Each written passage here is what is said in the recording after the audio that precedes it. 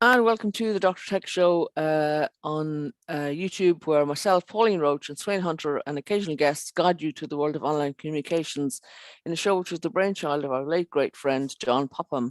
And as we usually do, we start with the weather. So we welcome our guest, Freya Henderson. And Freya, how are you? Where are you? And how's the weather there?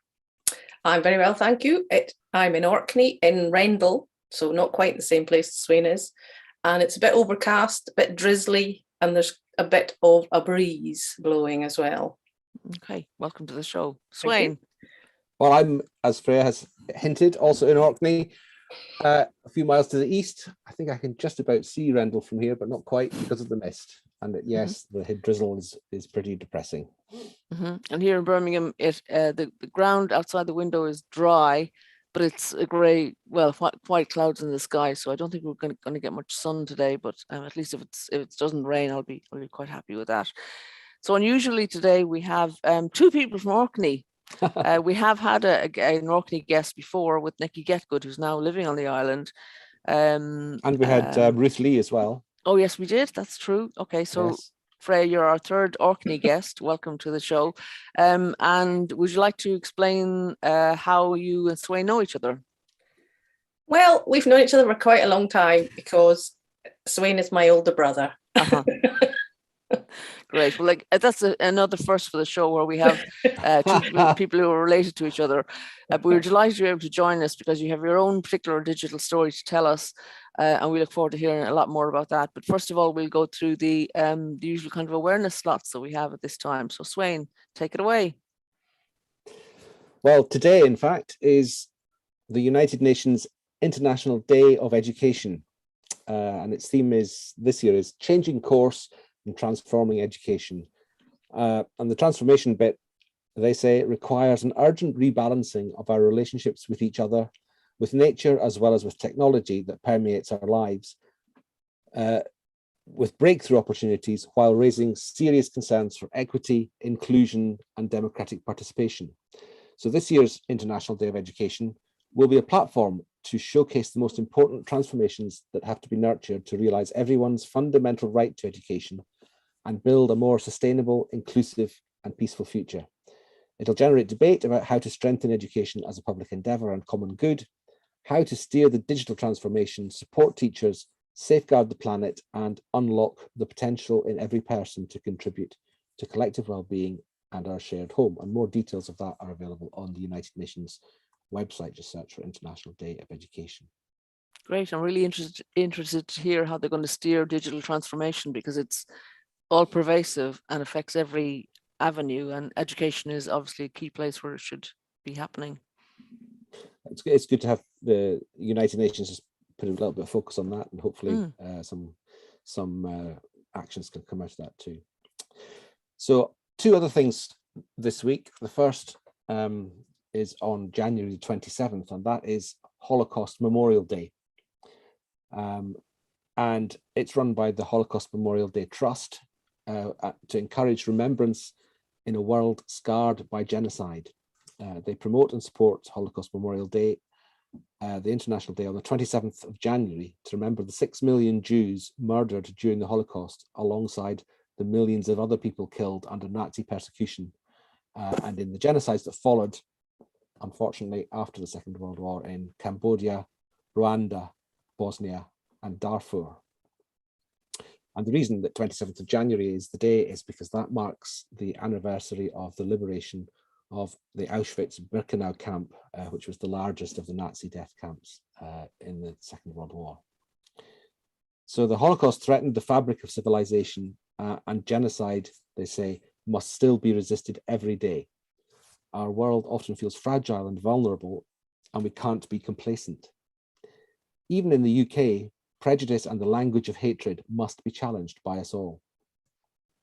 This day is for everyone, and each year across the UK, thousands of people come together to learn more about the past and take action to create a safer future.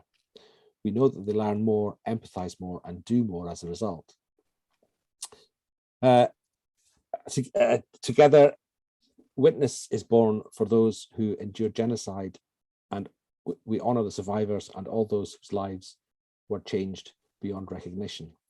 And I just like to add that I find personally one way to keep the awful reality of Holocaust in mind is to follow the Auschwitz Museum on Twitter. Every day they tweet details with a picture showing an individual who was sent to the concentration camp, and seeing the human story of an individual who almost always in these posts perished in the camp. It certainly helps me to appreciate the scale of what happened and to underline the fact that so few people actually survived compared to those who were killed. Are you able to bring that Twitter page up Yes, now, I just Sweyn? realised I am not sharing my screen because I'm talking. At least I'm not trying to chew gum, you know. No, That. I have been to the Auschwitz Museum, and it is, stark and important, and it's good that it's still there because we need those reminders. You know, it's I wouldn't say it's easy to forget, but it's good to remember. I'm making a real note to sharing. Hang on, it's coming up now. No, it's not. On screen, it was. Yes, it was. Here it comes. So that's the Twitter account of the Auschwitz Memorial, and of all the websites I've mentioned there, that's probably the one that we'd point people at. Yeah. To have a look at, I think. Great. So the second event on the third event that we want to look at this week is Parents' Mental Health Day. So if I share the screen before I start talking, that might help. There's the screen there. And this one is, I think, new this year, and it's Parent Mental Health Day, and it encourages the understanding and awareness of the importance of parents' mental health and its impact on the whole family system. This year's theme is balance, and the day aims to get parents and carers to take a moment to reflect on the balance they have in their lives and to take positive steps to make change. The past 2 years have been like no other, with huge impacts on young people's mental health, and with ever-changing restrictions, uncertainties, multiple roles, health, educational, economic, and social impact. It's easy for parents and carers to overlook their own mental health as they juggle daily tasks. Parent Mental Health Day is here to shine a light on the unsung heroes who have parented under changed circumstances throughout the pandemic, but now need some focus on themselves. And by getting parents, carers, and employers engaged in discussions, Parents' Mental Health Day aims to challenge the stigmas surrounding parents' mental health and to start a discussion about how they're coping. And it's run by STEM4, which is a charity that supports young people to build positive mental health. And they are the founders of this Parent Mental Health Day.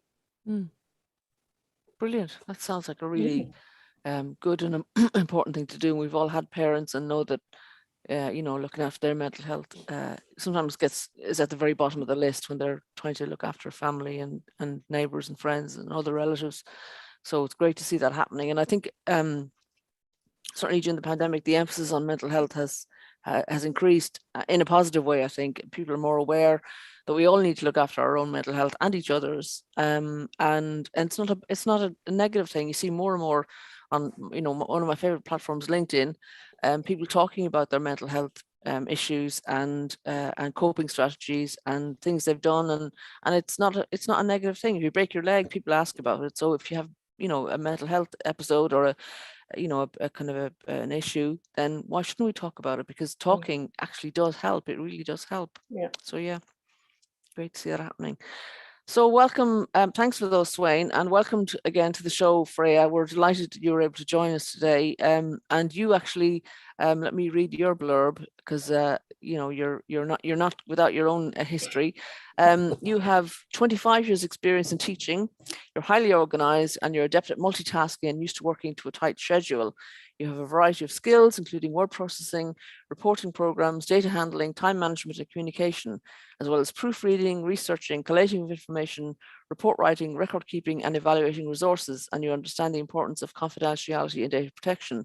So this is obviously very important with you running Virtual Office Orkney, which is a virtual assistant, online virtual assistant scheme, and we're looking forward to hearing a bit more about that in a minute. But you also, for your because you don't have enough to do, obviously, you're Presbytery Clerk for the Church of Scotland, Presbytery of Orkney, and you also have helped out with the Orkney Science Festival, which we have talked about on the show before to great acclaim. I just think it's the absolutely most fantastic thing I've ever seen online, because I haven't got that much to compare it with for a similar thing. But it's, it has opened my eyes and made me want to come to Orkney even more and see all the wonderful science that goes on there.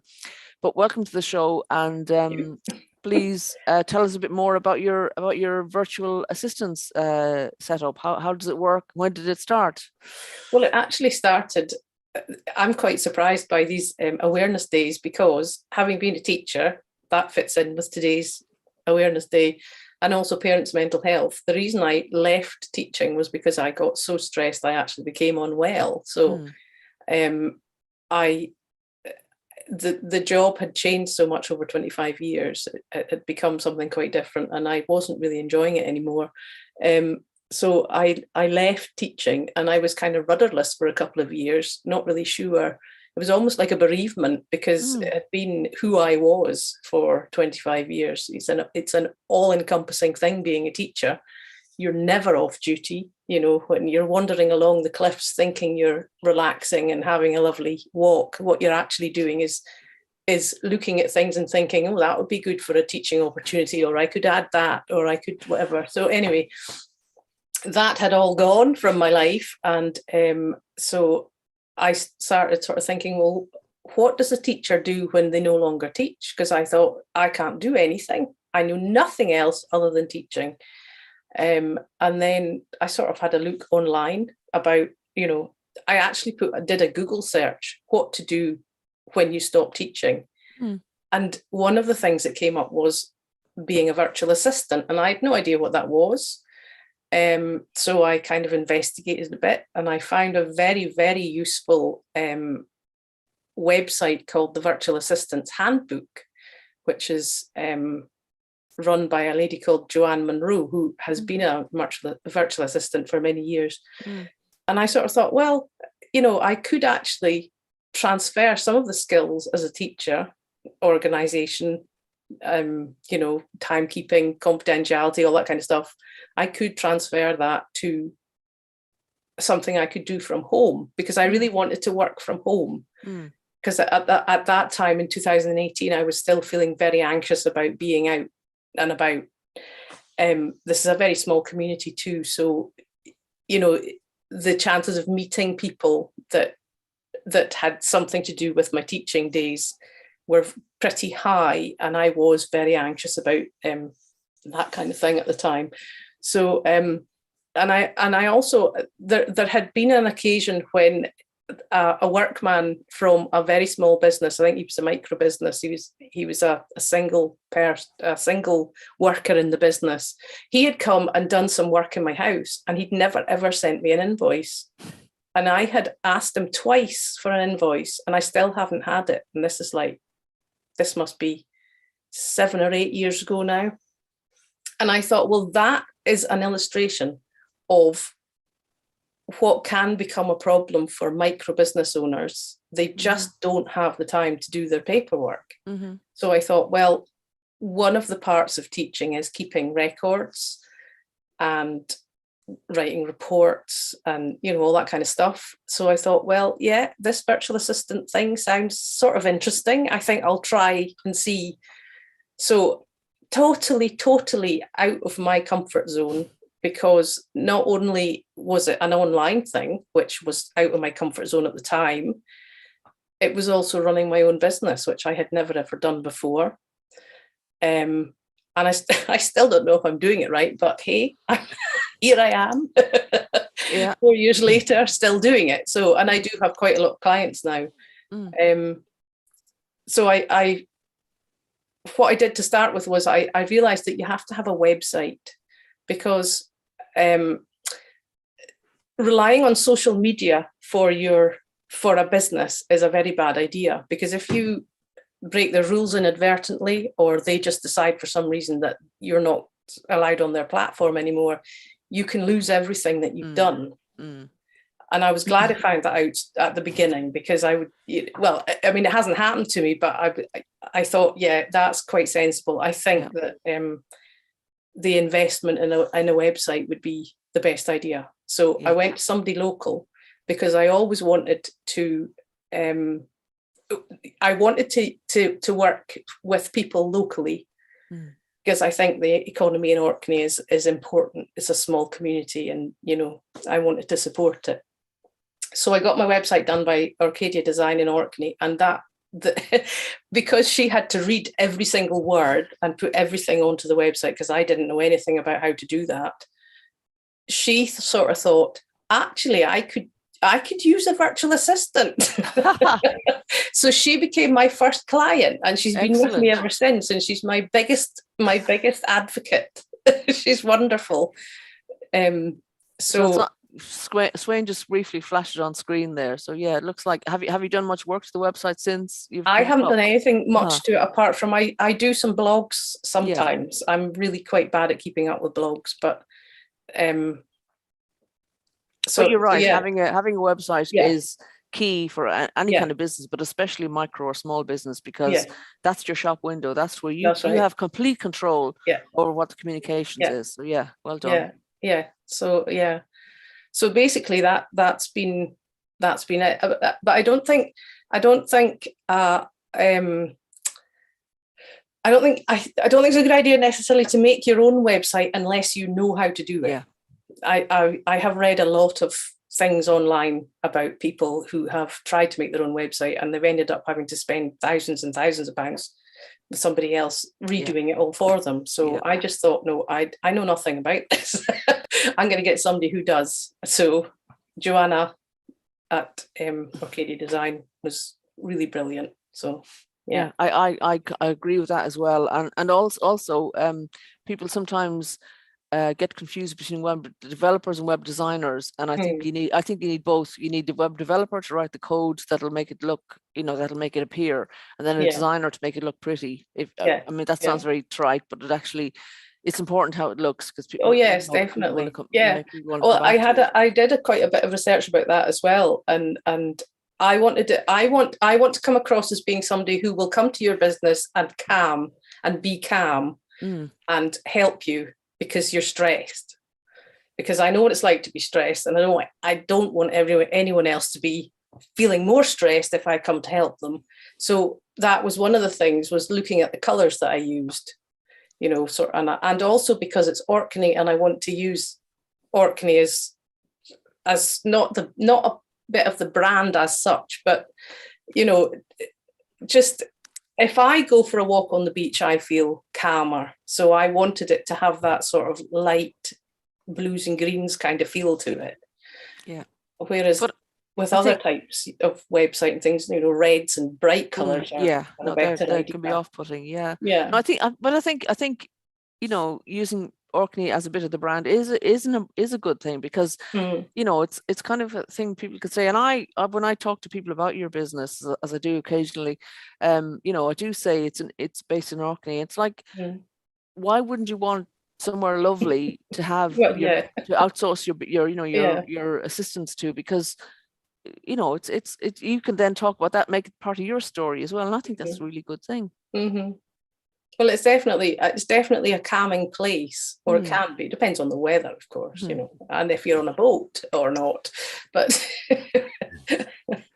but yeah, I just feel like there are a lot of small businesses who can't afford to have an office space and an office worker and the equipment and all the rest of it, because so being a virtual assistant, I can be available for an hour a day, or I can do I'm there if you need me and not if you don't, basically. I think I say that somewhere on my website as well. And so whereabouts are your clients, without revealing any of their information, obviously? Where are they based? Most of them are actually in Orkney. There is one who's in Chelmsford. I'm just looking at everything's up here in files, so I'm just looking. There's one in Chelmsford, but most of the rest are here. So okay. But it has basically been word of mouth a lot. Mm. Although I have a Facebook page and I have Twitter, I still don't really understand how to use Twitter, to be honest. But a lot of the people that have seen my Facebook page will then tell each other about it. And also Joanna tells people all the time. Okay. I think which is very nice. if you're Sorry? operating mainly in Orkney, it makes sense to focus on Facebook rather than Twitter because, as you know, the usage of Facebook in Orkney is just completely pervasive. Yeah. So again, without revealing, people's confidential information, can you say anything about the kind of jobs that you've been asked to do, or anything unusual about any of those things? I do minutes for too many meetings.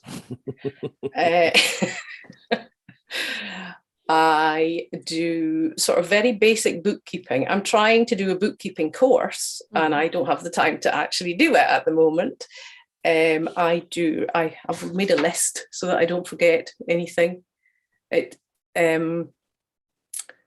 I do email management. I'm trying to invent a package which to look at your inbox and file, filter, and do whatever, so that things are easier. Sounds great. For you to find stuff. And I do a little bit of customer services for an online retailer here. That's quite interesting because I sort of pick up emails and Facebook messages and then answer them or not. If I can, I do. If I can't, I ask for help and then I answer them. So yeah, but that just sort of takes away the stress from the business owner of having to reassured that somebody is looking at that. Yeah, absolutely. Yeah. So I've got a kind of a list of frequently asked questions that person gets, and with the answers. And if it's one of those, then I can answer it myself. And if it's not, then I have to ask for a bit of assistance. So that's and that's been about it. I think minutes is probably the thing that most people want, because when they find somebody that will do minutes, it's like, oh, great. Because everybody hates doing minutes. I don't particularly enjoy it, really, I have to admit, but I can do it.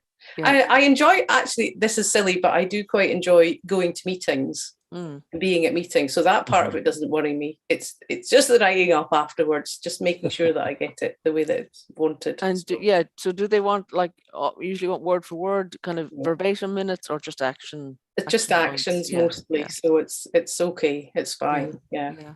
I'm not sure I could do verbatim minutes unless I recorded them, and that's the next thing I need to investigate, I think, is things like Otter, and there's other transcription type things that can, I think even Otter can even actually attend the meeting for you and take notes, but I don't trust that. So well, we do encourage people to be skeptical about technology, even though it's a tech show. We encourage people to be skeptical. So use your own discretion. So for example, you talk about technology there, and so if for the bookkeeping, for example, would you encourage somebody? I know it might be a kind of it would take business away from you, but would you encourage somebody to investigate using Xero, for example, to do their billing and stuff? Yeah. Or do they prefer to deal with you and let you have the headaches? Well, the thing that I've said to everybody is I would like to do it the way you want me to do it, rather than me come to you and say, this is how you should be doing it. Because for a start, I'm not sure I'm an expert on anything. Well, I am an expert on the fact that I'm not an expert, put it that way. Also, I know that if I'm coming into somebody's business, they are, yes, they're needing a bit of help, but it's still their business. So the various people who've got me to do basic bookkeeping have done it in various ways. Some of them have Xero, some of them have QuickBooks, and some of them do it on a spreadsheet. And I always say to them, if you can show me how you do it, then I can learn how to do it and do it that way if that's the way you want me to do it. But if you would like me to do it slightly differently, if you want me to investigate a better way to do it, I can do that as well. So I'm trying very hard to not impose my thoughts of what is the best way to do things unless they want me to, because I don't think people would trust me so much if I did that. And it's more difficult for people to let go of anything that they do for themselves.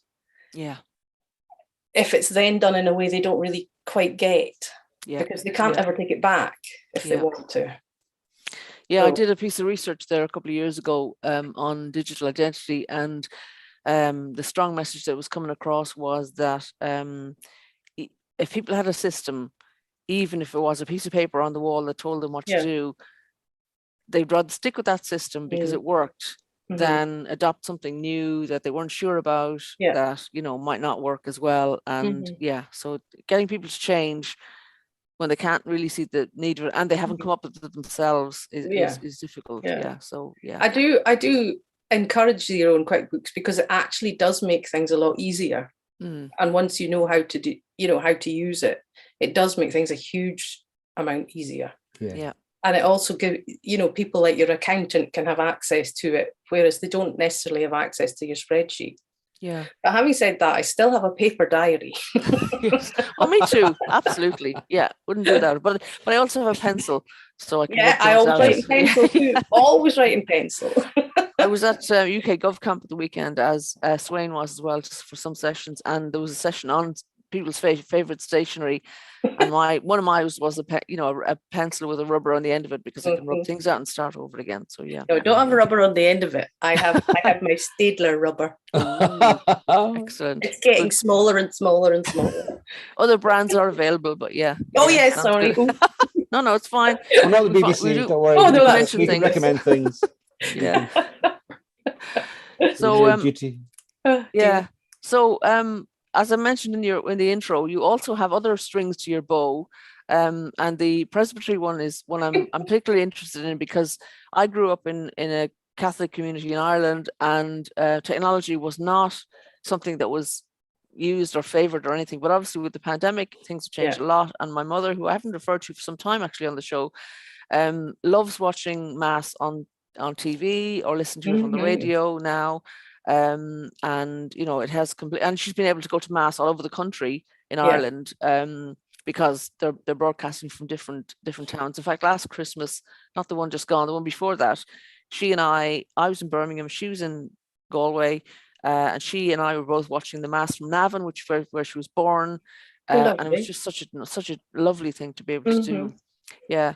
So now, and also other things have happened in the churches. Sorry to bang on a bit, but just to give a flavor, in the churches that I am familiar with in Ireland now and over here to some extent, they now use PowerPoints to screens, like to tell you where you are in the Mass and to kind of flash up the words of hymns and stuff, which I think is very progressive. It doesn't sound probably much to a more sophisticated audience, but if you've grown up with no technology, it does start to include people more in that way. But maybe that's not the kind of things that you're doing in the presbytery. Please tell us a bit about that and how you got involved in that. Well, it was basically just an advert in the paper saying that the presbytery clerk had moved on and they needed a new one. So I applied and I kind of got it by default because they actually offered it to someone else who then decided they didn't want to do it. So I was the second choice, but hey, I'm doing it now. And what does that involve? Well, it's a more kind of traditional office job. There isn't an office to be in, so I work from home, but I have a laptop and I have to monitor the presbytery emails, and I'm not absolutely sure everything that's going to happen yet because I've only been doing it since September. The Church of Scotland is actually combining presbyteries at the moment. So this is the last year that Orkney will be a presbytery in its own right. So there's a lot of administration to do with, joining the presbyteries. There's a Northeast and Northern Isles Presbytery going to be created, and Orkney will be part of that.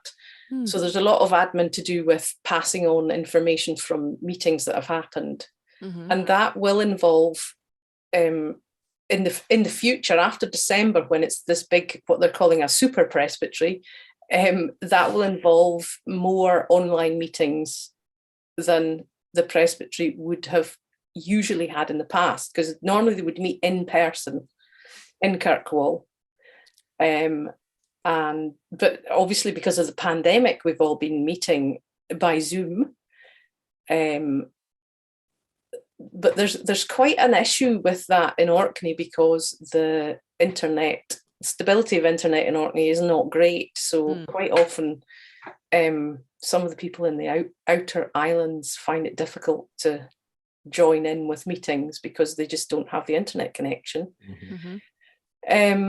So I'm not quite sure how that's going to happen, how that's going to work out in the future, because a lot of the meetings that will happen in the super presbytery will be sort of in person and online, which we tried to do not particularly successfully.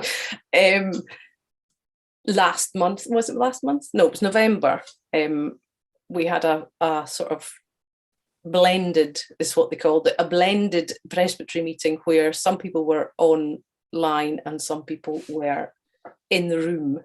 And I was in the room, and I was the person that was attempting to make sure that everybody felt included, but it was very difficult, actually. I found it very difficult to do, and I don't think we had it quite right, because we had two cameras in the rooms looking, they each had a view of half of the room. And the people that were on the Zoom call were on a big screen. So the people in the room could look at the people on Zoom and see them very easily. But the people who were on Zoom could only see very small people on two, like we're here in 3 boxes. They had just very tiny people on a very tiny box. So there was a lot of people that felt they didn't really feel like they were in the meeting properly. So I think we would need to look at a different way of doing it next. You've mentioned UK GovCamp, and I one of the sessions that I attended, I think it was on Friday, was led by a woman called Judy Rees, and her Twitter biography, I noticed afterwards, was hacking horrible hybrid meetings. That's her Twitter biography, and she's got an ebook which gives some hints and tips about hybrid meetings, that is meetings which are neither completely online nor are they just a collection of people in one room. And one of the main things she said as she introduced her session and wanted to hear about how people had experience of this, and your experience there, Freya, sounds quite par for the course, to be honest, of the people who've so far tried to do hybrid meetings.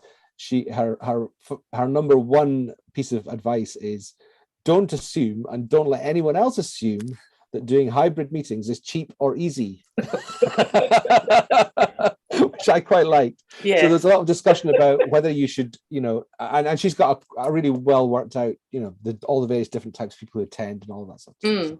So it's a really useful kind of thing, and I'll put a link to her ebook in the description of the. Well, that would be good, because I might really need good. to read that. In fact, I was at a hybrid meeting this morning for my exercise class that I occasionally go to on a Monday morning, where several of the ladies were in a room with this the exercise tutor, but I was on Zoom, as were several other people, and I mean, she made it work, but you do wonder what the other people are doing, and if you're missing out on something, and maybe the people who are kind of there in person think, oh, I could have done this on screen, so you don't know. Yeah, we don't know yet really how that's going to look. Some organizations who might have hybrid meetings take a conscious decision to say, right, even though we're all in the same place, 4 of us are in the same place, we're going to connect on our own connection and have the formal part of the meeting as an online meeting, effectively, even though some people are in one place and can socialize and chat in between times. So I don't know, there'll be so many different we had solutions that to this problem. We had that for the moderator, who's like the leader, He had his own laptop in front of him so that he was always on his own screen. But I think what we maybe should have done, well, that also had implications for sound, because he had to have his laptop muted and microphone silent. off, and then the microphone in the room wasn't picking him up properly. But I think what we maybe should have done was have if somebody was going to speak, they should probably have gone to a particular place and been on one screen, rather than trying to find them with the microphone, and which is what we tried to do. So there's so many different ways of doing it, and it's always interesting to hear how various attempts have gone. So that's really good. We're actually going to have somebody on the show in the next while, called Alistair Somerville, who's done a lot of work in this area and tweets about it as Acuity_design. So he runs a lot of workshops. He's done a lot of thinking about it, and he's very happy to come on and talk about it. So we're looking forward to hearing more about that. I've registered for one of his workshops, which is on the 15th of February at 7 o'clock. So great. Yeah, he does. Need to look him up too. Absolutely, yeah. Well, maybe we'll get him on before then, so we can we'll see what the vacancies look like. So that sounds so. How many people are involved in the presbytery, Freya? Now, let me think. Dozens. Sorry? Dozens. Yeah, dozens, I would say. Yeah. Yeah, because there's 19 separate congregations in Orkney. Okay. Each of them has an elder from the church who's a member of presbytery, and also the ministers. All of the ministers in Orkney are also members of the presbytery. Because those 19 will share ministers. Yeah. Okay. Because we don't have. Yeah, we're the whole setup of it all is going to be changing. So that lots and lots of congregations are linking together, because because if you look back 40 or 50 years, every island would have at least one minister. So that would be a dozen for a start, and then the main island would have half a dozen to 10 parishes. But gradually those have combined over the years. There's only around, I should know this figure, but I don't. There's only around 10 ministers for the whole of Orkney now. And some of them are retired ministers that have come back to take over charges where they don't have a minister. So there's about 2 dozen people. And how are they coping with technology individually? Varied, I think, quite varied. Some and a lot of the problems are to do with the internet connectivity in Orkney, rather than like the laptop or the computer or whatever. There's a great variety of. Some of them are older people who are not really wanting to learn about it and would much rather just come in to Kirkwall and meet in person. And so they just tend to not come to the meetings if they're Zoom meetings, which is a shame, because they're missing having their thoughts heard. Yeah. You said that Zoom meetings had started up during the pandemic. Obviously, as the super presbyteries come into being, most of them will rely presumably on this sort of meeting. So do you think the pandemic has sped up the development of those super presbyteries, or do you think that they would have been on the same sort of timetable, but it would have maybe just have been harder to get the online elements going in the absence of a pandemic? Or how do you think that's kind of affected it, if at all? I think it was happening anyway. The sort of the joining up of all the presbyteries is happening anyway, because of the numbers of people that go to church now dwindling. So congregations are just sort of folding. So I think that was a plan anyway, but definitely think that the pandemic has made everything online wise develop more quickly. I certainly know from my own personal experience that doing this kind of thing, if you told me 5 years ago that I would be running a business where most of my meetings, whether minuting or speaking to people that want my services, would be done online, Sweyn will tell you, I was almost phobic. Well, partly that was because you were a teacher and you didn't particularly want to be out there online, I suspect. Well, But, yeah, yes, part of that, yeah, you've got to be, and particularly in a small community, you Yeah. need to protect your privacy when you're a teacher, yes. But but I wasn't really inclined, even personally, and Sweyn's tried for many years to get me to have a Facebook page, or, you know, and when I did have a Facebook page, I remember him telling me off because I didn't have a photo of myself. That's right, yes. A photo of yourself. How times have changed. I I know. know. It's not amazing, really, when you think about it. And I Yeah. think that's true for so many people. You know, most of the population, I think, Yeah. are probably now would never have believed how much they would attempt to do online if they've got the access and if they've got the means to do it. Yeah, that's right. Yeah. Yeah. I mean, I've got back in touch with friends that I was at university with. I was always in touch with them, but very, very rarely, and by phone now and then. But now we all meet up together and we're all howling and laughing, and my husband's wondering if we're all right. And, you know, I would never have been, I know that Zoom has existed for long enough, and I know that video calls and all the rest of it, but I would just never have thought of doing it. So, yeah. Well, maybe the pandemic's been nice in some respects. Well, I think what we do is look at it's the same old story. Whenever something happens, you need to look at what worked well in it, and what you might have done differently. If we'd been able to meet up in person as well, would we have done some of the stuff that we now do differently? Is it now time to change how we work slightly? Take one of the my favorite quotes from Business Continuity. In other words, the effort to keep your business going no matter what happens is never overlook the opportunities in a disaster. There's always something positive you can take out of a disaster, however gruesome the disaster in itself was. And let's face it, the pandemic has been. But there have been things that have happened that we can take and keep and build on.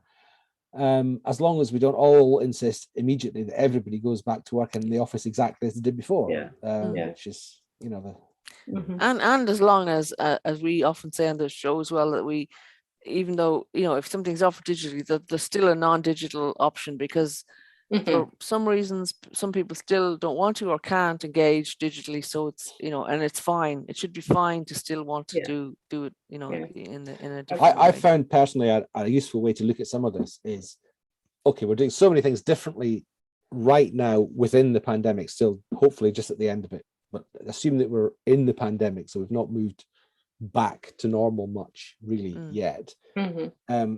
Let's take two views of where we're going. One, to look back to what we did before the pandemic and how that was good, but also let's look at the way that we were doing stuff in so maybe the way to do a hybrid meeting is to imagine, to start with the suggestion that we do it fully online, and then compromise slightly from there, rather than starting from imagining doing a meeting in a room. It's just one silly example really, but rather than starting to remember how we were back in the olden days in a room all together, and then adding to that to make the hybrid meeting.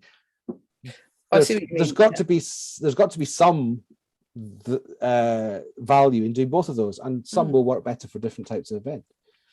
And I found it really interesting, your story about the hybrid presbytery meeting from that point of view.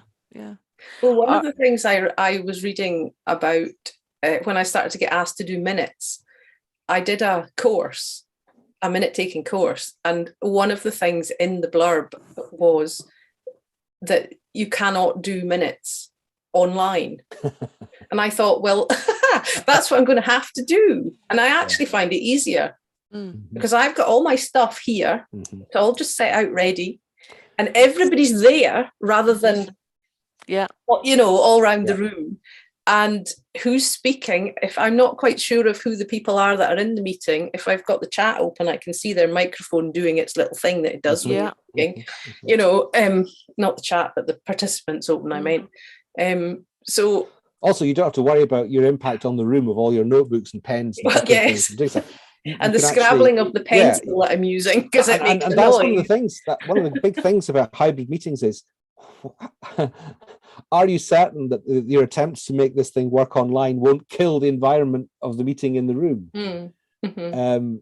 So there's all these things to think about, and But also, people have said that particularly the presbytery meetings are probably 3/4 of an hour shorter. oh, I bet they are. Because nobody's having to travel in from like come on a boat from one of the small islands into the main island.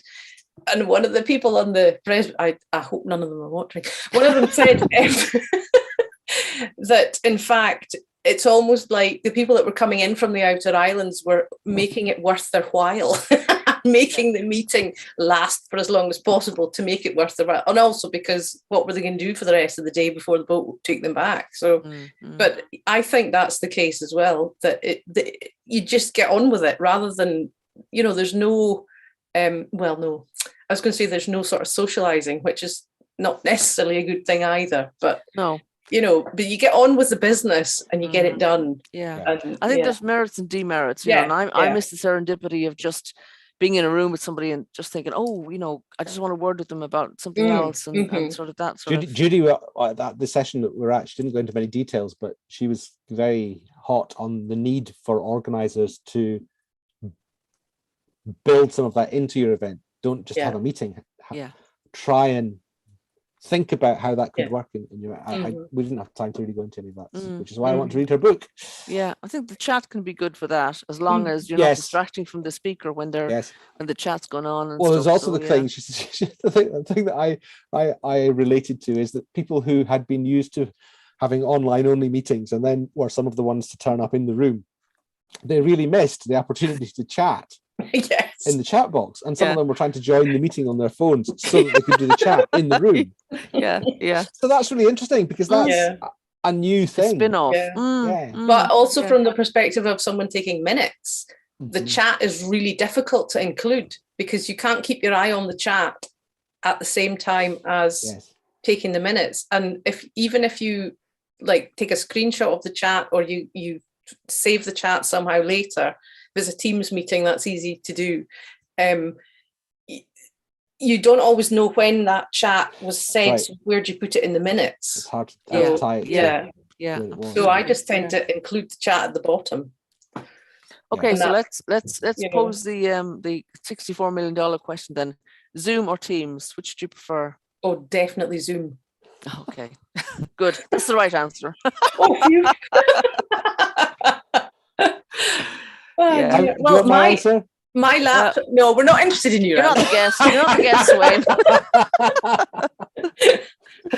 Yes, Sweyn. No, I was interested in your answer. Oh, you're interested in my answer. It's hardest for courses. Teams that set up well in an environment which is largely Microsoft based can be truly excellent. Teams which is simply plonked onto some organization with no thought or with little planning and with no training is always horrendous. And from the point of view of something that's usable out of the box, Zoom is a lot better. Maybe I've been in the situation where I haven't had any training on Teams, so maybe that's what it is. It's not so much the training for the people who are using it necessarily as the people who are setting it up. Because there's such a variety of ways you can set it up, right, that one Teams implementation can look completely different really from another.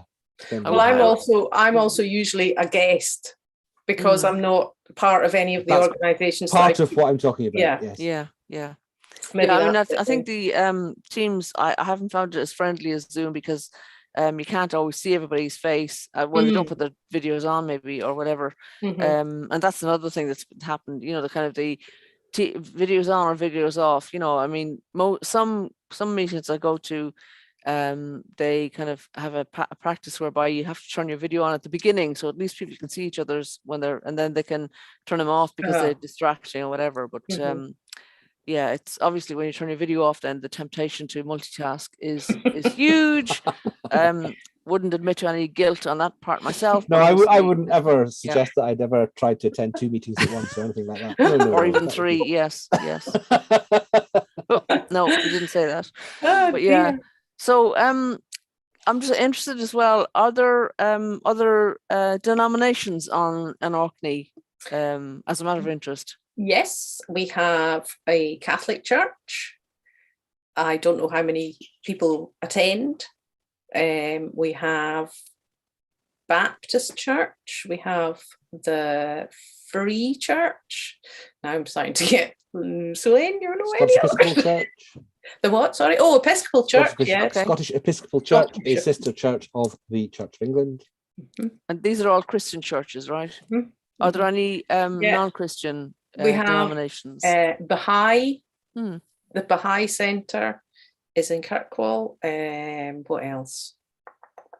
Jehovah's Witnesses. Mhm. Well,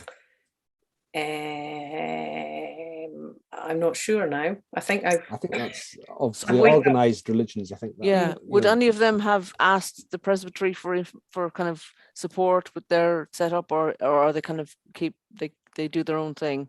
they tend to do their own thing, I think, Mm, mostly. Yeah. I think because of numbers mm, in Orkney, those will tend to be very small parts of a bigger diocese or Mhm. mhm, organisation, mostly. Yeah. mhm. Or the whole denomination is arranged so that each individual part is more or less completely independent. Mhm. Yeah. Oh, also the Congregational Church, Okay. or Oh, yeah. whatever that is And do now. any of the would any of them share premises or share facilities in any way? I don't think any of them share premises, but I do know that two of the I can't remember which denomination it is, but there are two non-Church of Scotland ministers who are taking services in Church of Scotland churches on Sunday mornings. That's good. Yeah. Yeah. Yeah. But I Yeah. don't. There's a body called the Kirkwall Council of Churches, and it Mhm. is a group of interdenominational people Mm. who organise various things. And there are things done at Easter. There's a walk of witness done at Easter where they go around different denominations of churches, Mm. and they have a little prayer and reflection in each building Mm. before ending up in the cathedral at the end. So Nice. that's a kind of Yeah. interdenominational thing. And I mean, they're all very friendly with each other, certainly. But I think doctrinally speaking, because of differences, they don't tend to get together to do Yeah. Yeah. very many shared What's things. the population of Orkney these days? I think, 22,000 roughly, yeah. 22. Mhm. Okay. Yeah. of which about 18 or 19,000 is on the main island or an island linked by road to the main Mhm. island. Mm-hmm. Okay. Good. Actually, maybe now is a good time to give a shout out to Julia Higginbottom on Lewis, another island, because she's running a Finding Lewis with Donors Economics course in the near future. You'll have heard of Donors Economics. Say again, Donut Economics. Donut, yes. Kate yes. Raworth's book, and she wants to run. She's running a learning journey to explore what a donut in a neighbourhood on the Isle of Lewis, where they live, looks like. And she writes that we have deep economic infrastructure tied heavily to exploiting the sea's boundaries, natural oil and gas jobs, and a disproportionate number of people, greater than 1,000, working for the NHS due to the high number of elderly residents. 7,410 across WI, over 65 or 26%. And she says, clearly we have much work to do to understand how we make our neighbourhood donut work within these challenging and brittle set of circumstances. Crofting is one of the existing ways to bring the cultural and economic infrastructure in line with the island's planetary boundaries and human scale needs. And she's talking about how can we explore and create a donut that replaces the current GDP economic drivers here and renews our sense of purpose on the island beyond these ideas. So for those who are not aware, the Western Isles are a particularly kind of mostly rural community, population density of 9 people per square kilometre, living cost running at between 1/10 and 1/3 more expensive than mainland UK, and dependency on planetary boundary pushing industries like fishing. It's time to look at how we can view our local ecosystem differently and build communities focused on new ways to lift people out of deprivation whilst tending the huge natural resources we steward. Can the Isle of Lewis become a thought leader in designing a donut that guards the culture and nurtures our planetary gifts? So the journey is for anyone who's curious about donut economics, feels a connection to the islands, wants to explore their ideas with a group of peers. So if you want to find out more about that, Julie Higginbottom is on Twitter, and the website is available for people to have a look at. And there are a load of other donut economics courses starting through Civic Square, actually based in Birmingham, and they are 12 peer-to-peer learning journeys available. And we can put a link on the YouTube. Sweyn, Yes. Nikki B has kind of listed them all in a thread on Twitter. So yeah, all kinds of different things: cultural, storytelling cafes, architecture as a verb, neighborhoods in Wolverhampton, designing with a donut in Dudley, donut economics in Cheltenham, international neighborhoods, the future of work, London undergrowth, step into the donut, Brechin, Brechin, Brechin, a sustainable future, and then the Finding Lewis one. So yeah, lots it's of Brechin. Brechin. Okay, where is that? Northeast. Okay, great. So lots of interesting things that I think people who listen to this show might be interested in as well. So before we close today, maybe we'll just go to one of the stories on the grid, Sweyn. Sure. So it's actually one about Scotland. Scottish banking pilot offers hope to UK high streets without branches. And this is a story from the Financial Times, talking about when Cambuslang in Scotland lost the last of its bank branches 4 years ago. It hit the town centre hard. Angeline Coyle, owner of the Tea Bag Cafe in the town of 28,000 people, which is southeast of Glasgow, said 3 banks leaving at one time decimated the high street. All of them closed in the space of 18 months, a trend mirrored across the UK over the past decade. But now a banking pilot scheme in the town, which is a rare collaborative effort between the state-owned post office and Britain's largest retail banks, means that Cambuslang was one of 2 locations in the UK hosting this shared branch branded Bank Hub. And the 2 pilots proved the most popular amongst a number of initiatives launched in the start of 2021 aimed at preserving access to cash, according to a report by Natalie Seeney, who oversaw all the projects as chair of the Community Access to Cash Pilots Initiative. The increasing use of digital banking and a sharp fall in cash payments during the coronavirus pandemic has exacerbated a trend of branch closures and ATMs over the past decade. It's an issue that affects the elderly, vulnerable people and small business owners in particular. So it sounds like a digital initiative that actually is going to help people in a collaborative way. Like we were talking about collaboration earlier amongst the denominations, collaboration amongst banks, which isn't hugely common, I would say. Well, they're required to compete, aren't they? So yeah. All of these things are always tread a tightrope between competition duties and collaboration, so that something is viable in small communities. Yeah. So it's good to see that happening. And one more story we'll cover, if you don't mind, Sweyn, because we haven't mentioned libraries so far, and we need to mention libraries every single show. We do. So we're going to shoehorn this one in, and the headline is 12 predictions about the trends that will shape smart cities in 2022. And I just picked out one of them, which was number 12. Libraries should be a central resource hub. This was published on smartcitiesdive.com. And it says in 2022, public libraries should be the hub for rebuilding communities and maybe a return to civic/civil discourse, workforce development, entrepreneurship, and positive social change and advancement. Libraries are the best place for free and open access for everyone to books, resources, programming, bridging the digital divide, raising knowledge, and fact-checking. Library workers are better than the internet for that. That's a quote from Adam Zand, president and co-founder of the Library Land Project. So yes, we're very happy to endorse that message. We find libraries where you can have access to the internet if you're confident to do it, and where there are people there to help you do it if you're not. Absolutely. That's the main advantage that libraries have, which is why the retreat into completely volunteer run libraries, or libraries with no staff, or libraries in telephone boxes, that's not a public library. That's a book borrowing location. Yeah, it's a different thing. Yeah, Freya, are you have to flag up the Orkney Library on Please Twitter. do.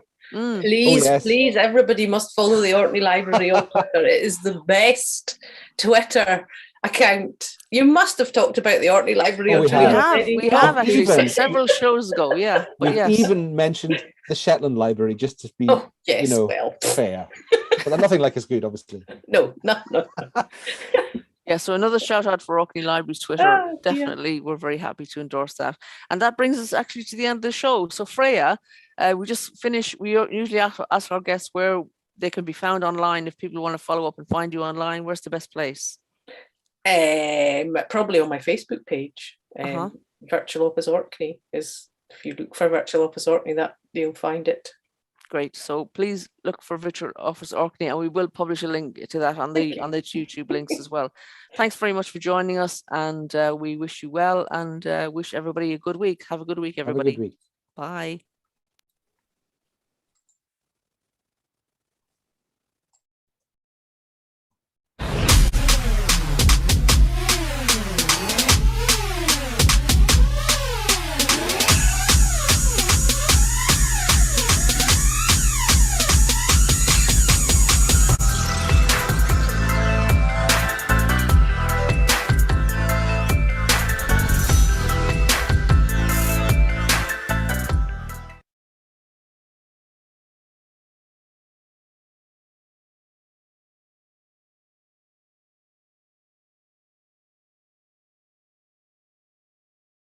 That's